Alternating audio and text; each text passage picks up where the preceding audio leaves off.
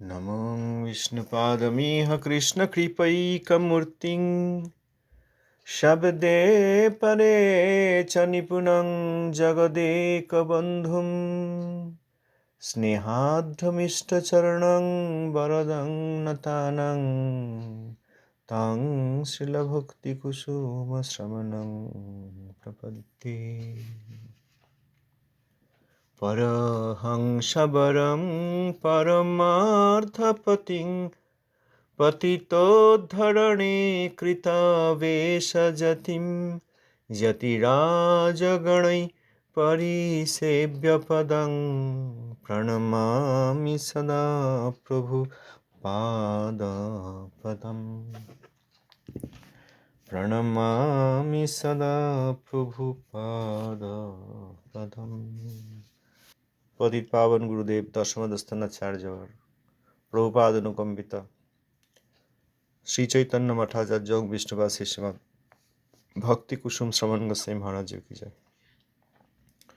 श्रीशिला प्रभुपादेर पार्षद वृंद की जय। प्रभुपाद अष्टोत्तर शत श्रीशिला भक्ति सिद्धांत सरस्वती गोस्वामी ठाकुर जी की जय। अवधूत कुलचूड़ामणि शिला गौर किशोरदास बाबा जी महाराज जी की जय। श्रीशिला सच्चिदानंद भक्त ठाकुर महाशय की जय। श्री रूपानुगाचार्य की जय। भजनानंदी और समागत वैष्णव बिंदु की जय। श्री हरिनाम संकीर्तन की जय।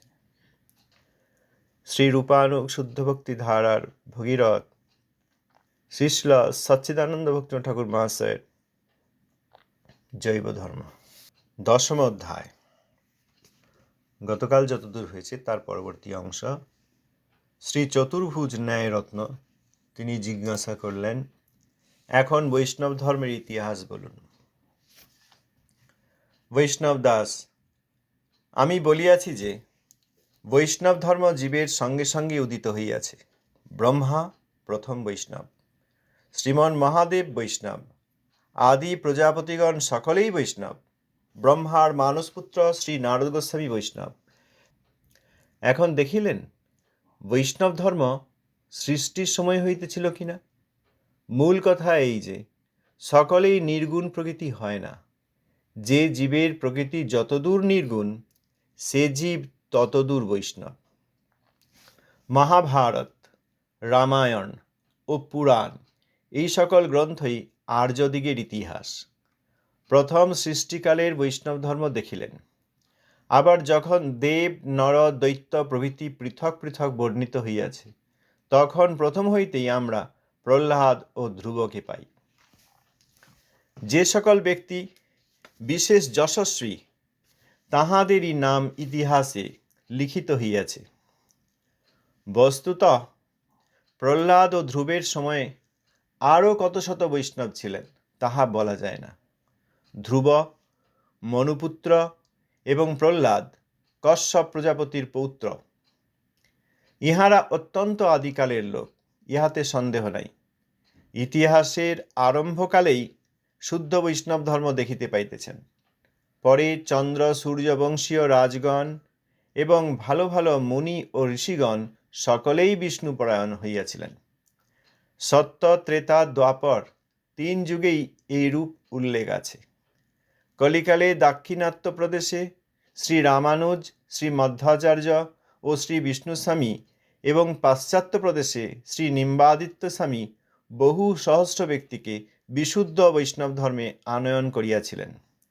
তাহাদের কৃপায় বোধ হয় ভারতের অর্ধসংখ্যক মনুষ্য মায়া সমুদ্র উত্তীর্ণ হইয়া ভগবৎ চরণাশ্রয় লাভ করিয়াছেন। এই বঙ্গদেশে আমার হৃদয়নাথ শ্রী শচীনন্দন দেখুন কত দীন ও পতিত লোককে উদ্ধার করিলেন। এ সমস্ত দেখিয়াও আপনার বৈষ্ণব ধর্মের মাহাত্ম্য নয়নগোচর হয় না। ব্রহ্মা প্রথম জীব যিনি এই ব্রহ্মাণ্ডে এসেছেন এবং তিনি পরম বৈষ্ণব। শিবজি পরম বৈষ্ণব। প্রজাপতিগণ সকলেই বৈষ্ণব। ব্রহ্মার মানসপুত্র শ্রী নারদ গোস্বামী বৈষ্ণব সৃষ্টির আদিকাল। পরবর্তীকালে প্রহ্লাদ মহারাজ, ধ্রুব মহারাজ এনারা সকলেই বৈষ্ণব। অতএব সৃষ্টির আদি প্রথম জীবাত্মা ব্রহ্মা থেকেই বৈষ্ণবত্ব, তখন বৈষ্ণব ধর্ম তার ইতিহাস কত পুরাতন এই প্রশ্ন করলেন। এবং তার পরবর্তীকালে সত্যত্রেতা দ্বাপর যুগে অনেক বৈষ্ণবগণ ছিলেন, অনেক রাজা বৈষ্ণব, ঋষিগণ বৈষ্ণব, মুনিগণ বৈষ্ণব, ভালো ভালো, অর্থাৎ যারা প্রকৃতরূপে ভগবত ভজন করেছেন তারা সকলেই বিষ্ণুপরায়ণ হলেই বৈষ্ণব। আবার কলিকালে আমাদের এই চার আচার্য, শ্রী রামানুজ, শ্রী মধ্বাচার্য, শ্রী বিষ্ণুস্বামী এবং শ্রী নিম্বাদিত্য, এবং তাঁদের কৃপায় বলছেন ভারতবর্ষের অর্ধেকই ভগবত চরণাশ্রয় করেছেন, অর্থাৎ তাঁরা এই ব্রহ্মাণ্ড থেকে মুক্ত হয়ে অনেক লোক, ভারতবর্ষের অন্তত অর্ধেক লোক এই ব্রহ্মাণ্ড থেকে মুক্তি পেয়ে বৈকুণ্ঠ প্রাপ্ত হয়েছেন, অর্থাৎ ভগবানের শ্রীচরণ প্রাপ্ত হয়েছেন। আর বঙ্গদেশে আমার হৃদয়নাথ শ্রী সচিনন্দন বলছেন বৈষ্ণব দাস, তিনি অনেক দিন এবং পতিত লোককে উদ্ধার করেছেন। এত দেখেও বৈষ্ণব ধর্মের মাহাত্ম্য আপনি দেখতে পাচ্ছেন না? উলু কেনা দেখে জইছে সূর্যের কিরণ, সেই রকম অবস্থা হয়েছে। তখন ন্যায়রত্ন জিজ্ঞাসা করছেন, হ্যাঁ, কিন্তু প্রহ্লাদ আদি কি প্রকার বৈষ্ণব বলা যায় না। বৈষ্ণব দাস, শাস্ত্র বিচার করিলে অবশ্য জানা যায়, যখন ষণ্ডামর্কের শিক্ষিত মায়াবাদ দূষিত ব্রহ্মজ্ঞান ত্যাগপূর্বক হরিনাম সার করিয়াছিলেন, তখন প্রহ্লাদ যে শুদ্ধভক্ত ছিলেন ইহাতে সন্দেহ নাই। মূল কথা এই যে একটু নিরপেক্ষ ও সূক্ষ্ম দৃষ্টি ব্যতীত শাস্ত্র তাৎপর্য বোঝা যায় না।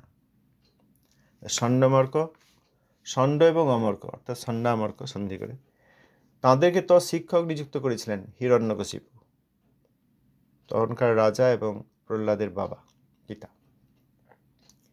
অত ছোট বয়সেও, বালক বয়সেও তিনি বৈষ্ণবতার কারণে এই ষণ্ডামর্ক যে মায়াবাদ দূষিত ব্রহ্মজ্ঞান শেখাতে চেয়েছিলেন সেটি তিনি নেননি, এবং তিনি ভগবানের নামকেই সার করেছেন। এই জন্যই তো হিরণ্যকশিপুর এত রাগ ছিল যে আমি যেখানে রাজা, আমি নিজেকে যেখানে ভগবান বলে প্রতিষ্ঠা করেছি, সেখানে তুমি আমার শরণাপন্ন না হয়ে আবার বিষ্ণুর শরণাপন্ন হচ্ছ। আর বিষ্ণুর ওপর এমনিতেই হিরণ্যকশিপুর রাগ ছিল, হিরণ্যকশিপুর খুব ক্রোধ ছিল, কারণ তার জ্যেষ্ঠ ভাই হিরণ্যাক্ষ তাকে হত্যা করেছিলেন বিষ্ণুরই অবতার বরাহ। এই জন্য বিষ্ণুর প্রতি বিদ্বেষ ছিল। কিন্তু তার পুত্র হয়েও প্রহ্লাদ মহারাজ অতি বালকাবস্থা থেকে ভগবানের নামকেই সার করেছিলেন। অতএব প্রহ্লাদ মহারাজ শুদ্ধ ভক্ত ছিলেন, এতে কোনো সন্দেহ নেই। কারণ ন্যায়রত্নের প্রশ্ন, কিন্তু প্রহ্লাদ আদি কি প্রকার বৈষ্ণব বলা যায় না। তো কেন দেখতে পাওয়া যাচ্ছে না? নিরপেক্ষ ও সূক্ষ্ম দৃষ্টি চাই। আমাদের মধ্যে নিরপেক্ষতার বড় অভাব। আমরা প্রচণ্ড পক্ষপাতী, পক্ষপাত দোষে দুষ্ট পক্ষপাতী। আমরা অনেকের পক্ষপাতী, আমরা প্রথমেই নিজের পক্ষপাতী, নিজের যেটা ধারণা সেটা আমরা কিছুতেই ছাড়তে চাই না। আমরা যেখানে শ্রীল ভক্তনাথ ঠাকুর, প্রভুপাদ এনাদের শিক্ষাদি পড়ছি, যাতে তাঁদের শিক্ষাগুলি নিতে পারি এবং আমার মধ্যে যে পক্ষপাতিত্ব আছে ধারণা এবং জ্ঞান সম্বন্ধে, সিদ্ধান্ত সম্বন্ধে, সেগুলি ছাড়তে পারি। এই ছাড়ার নামই সাধনা। সাধনা মানেই তাই, প্রসেস অফ এলিমিনেশন। সাধনা করে আমার যেসব ধারণা আছে, জ্ঞান আছে, আমার যেসব সিদ্ধান্ত আছে, যেগুলোকে আমি ভালো মনে করি, যেটাকে বৈষ্ণব ধর্ম মনে করি, যাদেরকে বৈষ্ণব মনে করি, অবৈষ্ণব গুরুব্রুপ তাদেরকে গুরু মনে করি, এইরকম যে আমাদের রয়েছে অনেকের মধ্যে, সেইগুলিকে ত্যাগ করার নামই সাধনা। সেইটাই শ্রবণ। এই শ্রবণ একটা বিরাট সাধনা, এ শোনা সহজ নয়। এতে প্রথমেই নিরপেক্ষ হতে হয়, নিরপেক্ষ না হলে বৈষ্ণবতা লাভ হয় না। তো প্রথমেই আমাদের পক্ষপাতিত্ব হচ্ছে নিজের প্রতি, নিজের ধারণার প্রতি, এবং সেই সম্বন্ধিত সমস্ত ব্যক্তি এবং বস্তুর প্রতি। পরিবারের লোকের প্রতি কারোর পক্ষপাতিত্ব, কারোর ধারণা হয়েছে যে এইটি হচ্ছে হরিভক্তির সংস্থান এবং এইখানে আমি আশ্রয় নিয়েছি, এই মঠ, এই মিশন, এই মন্দির, এই সম্প্রদায়, এই পরিবার, এই সব ধারণা রয়েছে। অনেক কুলগুরু, অনেক জাত গোস্বামী, অনেক সহজিয়া, আউল বাউল, অনেক তথাকথিত ব্রাহ্মণ ইত্যাদি। আবার কোথাও বৈষ্ণব বেশি, কিন্তু আসলে বৈষ্ণব রূপ। শুদ্ধ ভক্তি তো প্রায় পাওয়াই যায় না। আজকাল যে এত কন্টেন্ট রয়েছে চারিদিকে, ও দেখলেই বোঝা যাবে সব ভুল, সব ভক্তি বিরোধী, কিন্তু সকলেই ভক্ত সেজে এসে সেইগুলি সব বলছেন। আর প্রত্যেকটা জায়গায় দেখা যায় সবারই সেইগুলো খুব ভালো লাগছে। কী করে জানা যায়? যে ইউটিউবে এইসব বিভিন্ন লোকে দেয়। ও যে ধরনেরই বিষয় হোক, যারা দেখছে তারা সব সেইখানে কেউ হরিবোল লিখছে, কেউ হরে কৃষ্ণ লিখছে, কেউ দণ্ডবোধ গুরুজি বলছে, কেউ দণ্ডবোধ মহারাজ বলছে, কেউ দণ্ডবোধ ব্রজবাসী বলছে। কিন্তু তাঁরা কি বলছেন এইটা ধরার ক্ষমতা কারণ নাই। কারণ আমরা পক্ষপাতী, আমরা নিরপেক্ষ নই।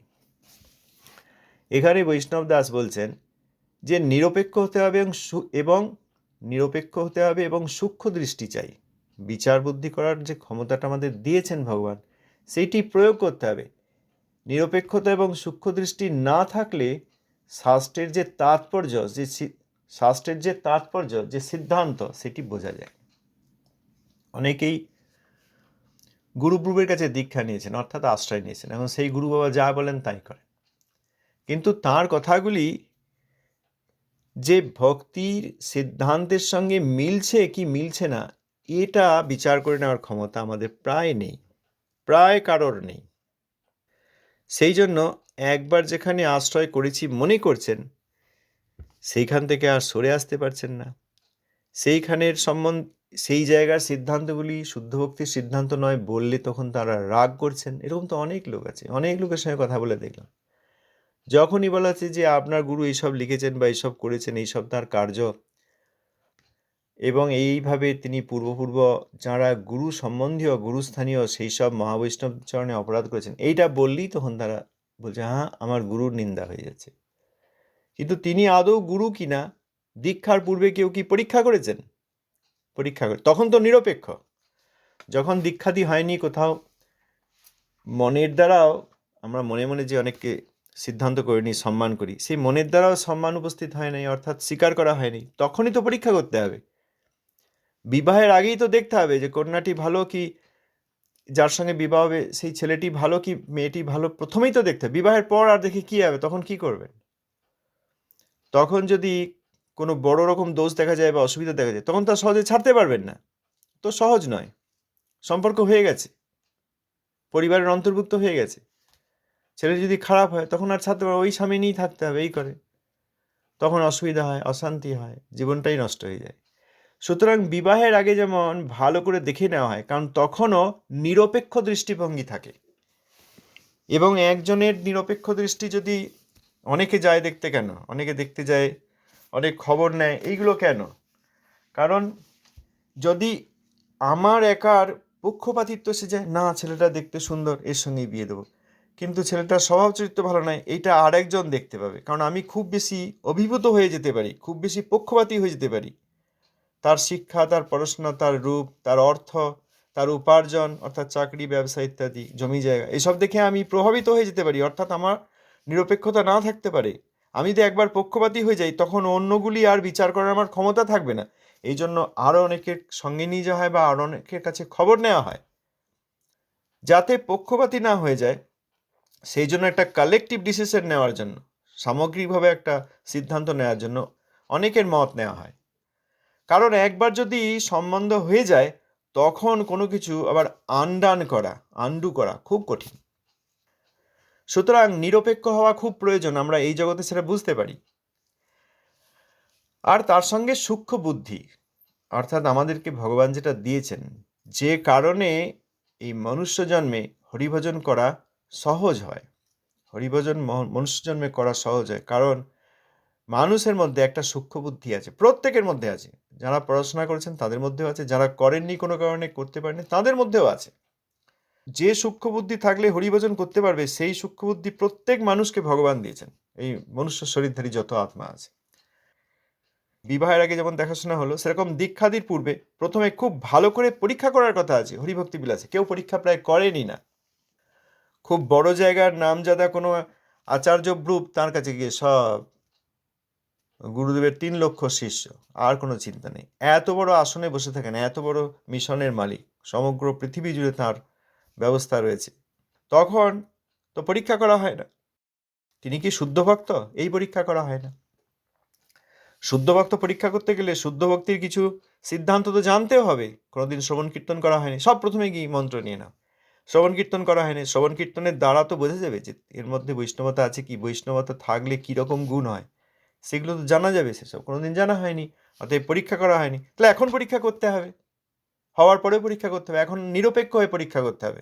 হ্যাঁ, আগে নিয়েছি, দেখতে হবে শুদ্ধ বৈষ্ণব কিনা, আচার ব্যবহার কীরকম, সিদ্ধান্ত কীরকম। ওই দেখলাম গতকাল একজন, যাদের কথা প্রায়ই আসে, তিনি ওই বিবেকানন্দকে বলছেন যে এইরকম ব্রহ্মচারী, এরকম ব্রহ্মচারীর তেজ। তিনি যখন ওই আমেরিকায় গেলেন, যখন বললেন ইংরাজিতে যে আমার ভাই, কি ভাইও এবং বহেনও, এটা ইংরাজিতে যখন বললেন, তখন সবাই একদম স্টান্ড হয়ে গেল, একদম থেমে গেল। বাবরে, ওই তার কণ্ঠস্বর, তার ওই উপস্থিতি, এইসব ব্যাখ্যা করছেন মায়াবাদীর।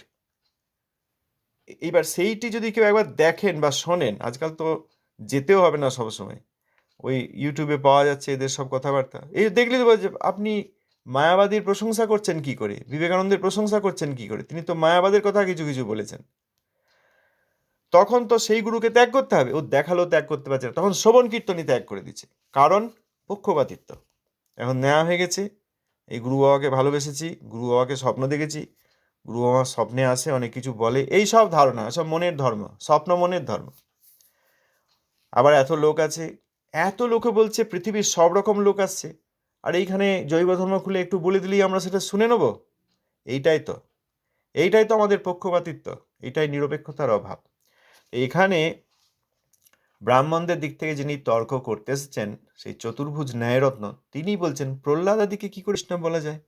সেই উত্তরে শ্রীল ভক্তপ্রাণ ঠাকুর মহাশয় এখানে বৈষ্ণব দাসকে উদ্ধৃত করে বলেছেন, একটু নিরপেক্ষ ও সূক্ষ্ম দৃষ্টি ব্যতীত শাস্ত্র তাৎপর্য বোঝা যায় না। আমাদের যেটা করা দরকার শ্রবণে প্রথমেই, যে আমার অনেক পক্ষপাতিত্ব আছে, অর্থাৎ বায়াস আছে, আই অ্যাম বায়াসড। যারা এই কর্পোরেট জগতে আছেন, কর্পোরেট জগতে অনেক ট্রেনিং ফিনিং পান, তারা জানেন এই যে আমাদের বায়াসনেসগুলো আছে, সেইগুলোকে আমরা সরাবো কী করে? আমাদের যে পক্ষপাতিত্ব রয়েছে সেগুলো সরাবো কী করে? কোনো কাজের জন্য, কাজের ডিসিশনের জন্য এখানে পক্ষপাতিত্ব এসে যাচ্ছে। আমরা বায়াসগুলোকে সরিয়ে রেখে নিরপেক্ষভাবে কীভাবে শ্রবণ করব? বায়াস সরিয়ে রেখে আমরা প্রায়ই কেউ শ্রবণ করছেন, সব একটা একটা ধারণা আমরা একদম খুঁটের মধ্যে বেঁধে, আঁচলে বেঁধে তারপর এসেছি এই বায়াসগুলোর সঙ্গে। এই জন্য আমরা পক্ষপাতী। আর সেখানে যাদেরকে বৈষ্ণব বা গুরু বলে মেনে নিয়েছেন, তাঁরা যদি বৈষ্ণবরূপ হন আর গুরুরূপ হন, কিছুতেই এই শ্রবণ কীর্তনে তাদের সহ্য হবে না। যতদিন বুঝতে পারছেন না ততদিন শোনেন, আর বুঝতে পারলেই আর শোনেন না। এটাও দেখা যায়, অনেকে আসেন, খুব ভালো লাগছে, দারুণ লাগে, তারপরে আসেন না। কারণ কি? ও এতদিন পরে দেখলাম উনি তো আমার গুরুদেবকেই অসম্মান করছেন। তার মানে কি? এতদিন বুঝতে পারেননি। এত খুলে প্রত্যেক দিন বলার চেষ্টা করা হয়, এই জৈব ধর্ম, বাবাজি মহারাজের উপদেশ আদি, পুতচরিত কথা, প্রভুপাদের প্রবন্ধ আদি, শিক্ষা আদি, সেখান থেকে এতদিন আমরা আলোচনা করি। তার মানে এতদিন তারা শোনেনই নাই। এই প্রথম যেদিন শুনলেন, সেদিন পক্ষপাতিত্বের কারণে ছেড়ে চলে গেলেন, কারণ নিরপেক্ষ হতে পারেন নাই। নিরপেক্ষতা না থাকলে কখনো বৈষ্ণবতা হয় না। এরকম সন্ন্যাসীদের সঙ্গে কথা বলে দেখেছি যে আপনি নিরপেক্ষ কবে হবেন? দেখছেন না এত সব পূর্ব আচার্যগণের অবজ্ঞা হচ্ছে, তবুও আপনি সেই তাদের কি মাই বাপ মনে করছেন, তাদের কি আচার্য, গুরু, পণ্ডিত, তারপর তাদের আনুগত্যে আছি, বুঝতে পারছেন তো অপরাধ হচ্ছে, তারপরেও আপনি ছাড়তে পারছেন না। তাহলে আপনি নিরপেক্ষ কবে হবেন? নিরপেক্ষ আপনি কবে হবেন? নিরপেক্ষ না হলে তো বৈষ্ণবতা হয় না, তখন আর কথা বলতে পারে না, চলে যায়। অতএব নিরপেক্ষতা এবং সূক্ষ্ম দৃষ্টি, এই দুটি নিয়ে শ্রবণ করলে তবে শ্রবণ হয়, না হলে কানে হাত, কান চেপে দিয়ে শ্রবণ হয়। একটি গাছ, সেখানে কোটর আছে, সেখানে কাঠঠোকরা বা কোনো পাখি আছে, সেই কোটরের মধ্যে যদি ঢুকে থাকে, তার গায়ে রোদও লাগে না, বৃষ্টির জলও লাগে না। কোটর, যদি সে বৃষ্টির জলে স্নান করতে চায় সেই পাখিটি, তখন তাকে ওই কোটরের থেকে বাইরে আসতে হবে, গাছের কোটর থেকে। সে নিজেই যেটা তৈরি করেছে, এই কোটরটা আমরাই তৈরি করেছি, পক্ষপাতিত্বের কোটর। আমাদেরকে এই পক্ষপাতিত্বের বাইরে এসে শ্রবণ করতে হবে। নিরপেক্ষতা দরকার, চরম নিরপেক্ষতা দরকার, কোথাও বায়াসনেস থাকলে হবে না। বাবার কাছে এটা শুনেছিলাম, সেটাও ত্যাগ করতে হতে পারে। পিতামহ, মাতামহ এটা বলেছিলেন, মাতামহী বলেছিলেন, সেও ত্যাগ করতে হতে পারে। পরিবারে এটা হয়ে আসছে, ও ত্যাগ করতে হতে পারে। আমার সন্তান বলেছে, ত্যাগ করতে হতে পারে। সমাজে এটা চলছে, সেও ত্যাগ করতে হতে পারে। হতে পারে নয়, বেশিরভাগ ক্ষেত্রে হবেই। কারণ এই সবের বেশিরভাগ, এই যতগুলি সব বিভব রয়েছে আমাদের চারিপাশে, যাদের ডিসেন্ডেন্ট বলে আমরা মনে করছি, যেসব ধারণার বংশধর বলে আমরা মনে করছি, শরীরে শুধু বংশধর নয়, যে ধারণাগুলিকে আমরা এখন আঁকড়ে ধরেছি সেইগুলি সবই ত্যাগ করতে হবে, কারণ শুদ্ধ বৈষ্ণব কোথাও প্রায় নেই। সুতরাং যদি ওই পাখিটা আর গাছের কোটর থেকে বেরিয়ে আসার মতো করে যদি আমরা মনের কোটর থেকে বেরিয়ে না আসি, পক্ষপাতিত্বের ঝুলি থেকে যদি বেরিয়ে না আসি, তাহলে কিছুতেই শ্রবণ হবে না। এত শুনেও আমরা শুনছি না, শুনলে অবশ্যই মঙ্গল হবে। এইসব যে কথা আছে, চরম সিদ্ধান্তের সব কথা আছে। অষ্টম অধ্যায়ে যা পড়া হলো, কনিষ্ঠাধিকারী, মধ্যম আর উত্তম, ওই অষ্টম অধ্যায়ে যিনি বুঝতে পেরেছেন, তিনি ধীরে ধীরে কনিষ্ঠাধিকার থেকে উন্নীত হয়ে, কনিষ্ঠাধিকারী তো ভক্তির দরজার বাইরে বসে আছেন, ওই ভক্তির দ্বার দেশে বসে আছেন। দরজার ভিতরে ঢুকতে, অর্থাৎ ভক্তি রাজ্যে প্রবেশ করতে তাকে মধ্যম অধিকারী হতেই হবে। সেইটা শ্রবণ কীর্তনের মাধ্যমে অবশ্যই সম্ভব, কিন্তু আমরা তো শ্রবণ কীর্তন করছিই না। সব কন্ডিশনাল শ্রবণ কীর্তন আমাদের। পক্ষপাতিত্ব যতক্ষণ চলবে, আমি যে ঝুলির মধ্যে, যে মনের কোটরের মধ্যে বসে রয়েছি, সেটি যতক্ষণ থাকবে ততক্ষণই শ্রবণ করব। বেরিয়ে না এলে এই বৃষ্টির ধারা গায়ে লাগবে কি করে, স্নান করব কি করে? যদি আত্মাকে শ্রবণ কীর্তনে স্নান করাতে হয়, তাহলে সমস্ত পক্ষপাতিত্ব থেকে বেরিয়ে আসতেই হবে। ন্যায়রত্ন বলছেন এরপর, যদি বৈষ্ণব ধর্ম এইরূপে চিরকাল আসিতেছে, তবে চৈতন্য মহাপ্রভু কি নূতন শিক্ষা দিলেন, যাহাতে তাহাকে বিশেষ শ্রদ্ধা করিতে হইবে? সেটা তো বটেই। এই মহাপ্রভুকে অবজ্ঞা করলে তাদের সঙ্গে আর সঙ্গ করা যায় না, তাদের সঙ্গে আর কথা বলা যায় না, সব ত্যাগ করতে হয়। শ্রীমন মহাপ্রভু কি নূতন শিক্ষা দিলেন, কি নূতন কথা শিক্ষা দিলেন, যাহাতে তাহাকে বিশেষ শ্রদ্ধা করিতে হইবে। আজ প্রায় সময় এসছে, আমরা এই বিষয়ের উত্তরটি বড় রয়েছে, আগামীকাল পড়ব। ধন্যবাদ, প্রণাম। কে কি বলতে চান বলুন।